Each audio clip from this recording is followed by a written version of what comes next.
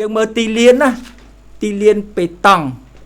ទីលានប៊ូលទីលានគេធ្វើអញ្ចឹងទស្សនវិជ្ជាទីលានគេធ្វើអញ្ចឹងគឺខ្សែនេះមានខ្សែបាំងខណ្ឌព្រោះយើងអានេះបាន3ទីលាននេះយើងដាក់ខ្សែខណ្ឌហើយអាជុំវិញក្តារហ្នឹងវានេះគេដាក់ហើយមើលដុំថ្មគ្រួសគេដាក់ដើម្បីកុំឲ្យដីហុយគេដាក់ថ្មបើយើងមិនដាក់ថ្មលេងដីហុយចូលច្រមុះយើងដាក់គ្រាប់ថ្មដាក់ខ្សែខណ្ឌដើម្បីលេងបាន3ទីលានអញ្ចឹងយើងមើលខ្សែខណ្ឌមើលថ្មគ្រាប់ប៉ុណ្ណឹងហៅថាពិបាកលេងទេណាថ្មហ្នឹងគ្រាប់ថ្មធំគួរសមហើយមានក្តារបាំងខឿនណាខ្លះគេធ្វើខឿនបាំងជុំវិញកុំឲ្យខ្ទៀតពិបាកចាប់ប៊ូល